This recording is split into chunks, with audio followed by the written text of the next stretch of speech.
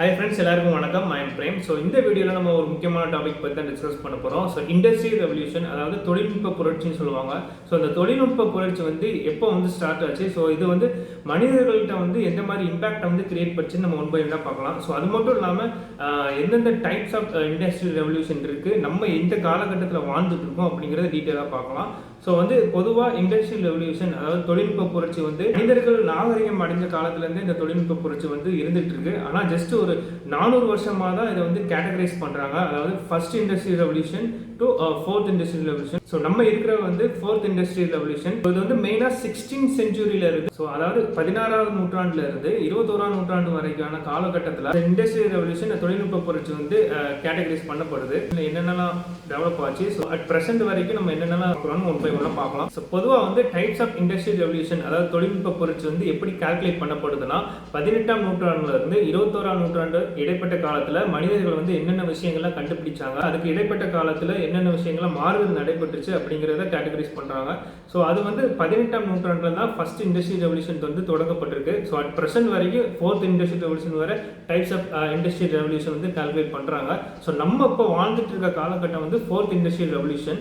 So இந்த first industrial revolution எப்போ தொடங்கப்பட்டுச்சு அப்படின்னா 18ஆம் நூற்றாண்டு தொடங்கப்பட்டுச்சு. ஸோ அந்த 18ஆம் நூற்றாண்டுல என்னென்ன மாறுதல்கள் நடந்துச்சு அப்படின்னா, ஸோ மக்கள் அந்த டைம்ல நிறைய production manufacturing machinery water steam technology பயன்படுத்திட்டு வந்திருக்காங்க.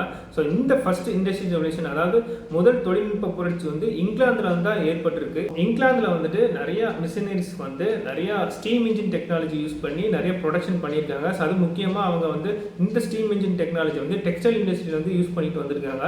ஸோ அது மட்டும் இல்லாமல் நிறைய ஆட்டோமொபைல் இண்டஸ்ட்ரியிலையும் இந்த ஸ்டீம் இன்ஜின் டெக்னாலஜி பயன்படுத்திட்டு வந்திருக்காங்க. ஸோ இதுதான் முதல் இண்டஸ்ட்ரியல் ரெவல்யூஷன். ஸோ அந்த காலகட்டத்தில் நம்ம இந்தியா மாதிரி கண்ட்ரியில் ஃபுல்லாக ஹேண்ட்மேட் ப்ராடக்ட் தான் பண்ணிட்டு இருக்காங்க. அதாவது துணி நெய்கிறது, ஸோ அந்த மாதிரி மேனுவலாக மேன் பவர் யூஸ் பண்ணி தான் அவங்க ப்ரொடக்ஷன் பண்ணியிருக்காங்க. ஸோ 18th செஞ்சுரியில் ஃபர்ஸ்ட் இங்கிலாந்தில் தான் இண்டஸ்ட்ரியல் ரெவல்யூஷன் தொடங்கப்பட்டுச்சு. ஸோ செகண்ட் இண்டஸ்ட்ரியல் ரெவல்யூஷன் எப்போ தொடங்கப்படுது அப்படின்னா 19ஆம் நூற்றாண்டில் தொடங்கப்படுது.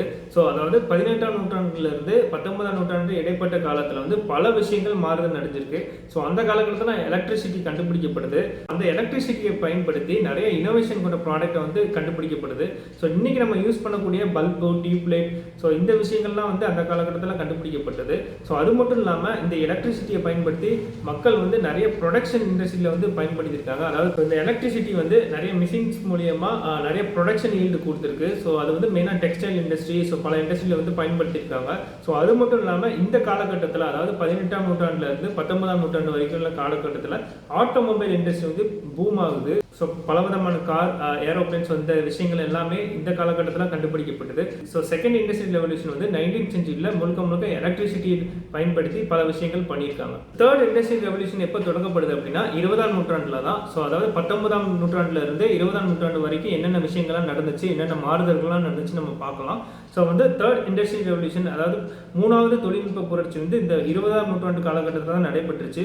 ஸோ இந்த டைம்ல தான் உலக போரும் வந்துச்சு. ஸோ அதுக்கப்புறம் தான் நிறைய கம்ப்யூட்டர் டெக்னாலஜி கண்டுபிடிக்கப்படுது. ஸோ இந்த டைம்ல ஆட்டோமொபைல் இண்டஸ்ட்ரியும் நிறைய வளர்ச்சி அடையுது. ஏன்னா நிறைய கம்ப்யூட்டர்ஸ், அதுக்கப்புறம் சாஃப்ட்வேர்ஸ்லாம் இந்த காலகட்டத்தில் கண்டுபிடிக்கப்படுது.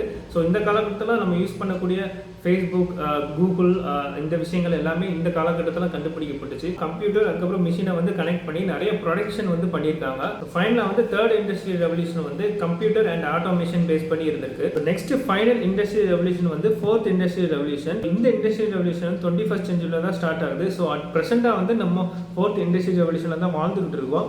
ஸோ இந்த காலகட்டத்தில் அதாவது அடுத்த 100 ஆண்டுகளில் என்னென்ன மாறுதல்கள்லாம் வரப்போகுது அப்படின்னா, so AI technology, cyber physical system, அதுக்கப்புறம் நிறைய ஆட்டோமேஷன் அந்த மாதிரிலாம் வரப்போகுது. ஸோ ஏஐ டெக்னாலஜி பயன்படுத்தி, அதாவது ஆர்டிஃபிஷியல் இன்டெலிஜென்ஸ் பயன்படுத்தி மிஷின்ஸ் டு மிஷின் கம்யூனிகேட் பண்ணுறது, அதுக்கப்புறம் நம்ம என்ன நினைக்கிறோமோ அதை மிஷின்ஸ் ஆப்ரேட் பண்ண வைக்கிறது. ஸோ அந்த மாதிரி பல விஷயங்கள் வரப்போகுது. ஸோ நிறைய சர்வீசஸும், நிறைய ப்ரொடக்ஷனும், நிறைய சேல்ஸும் எல்லாமே ஒரே மொபைலில் வர மாதிரி எல்லாமே ஆட்டோமேஷன் ஆக போகுது.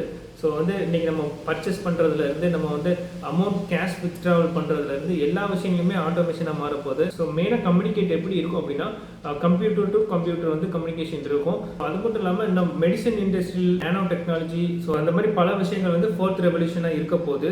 ஸோ இதுதான் ஓவராலாக இண்டஸ்ட்ரியல் ரெவல்யூஷன். ஸோ ஃபைனலாக டைப்ஸ் ஆஃப் இண்டஸ்ட்ரியல் ரெவல்யூஷன் பேசிக்காக தெரிஞ்சுப்பீங்கன்னு நம்புகிறேன்.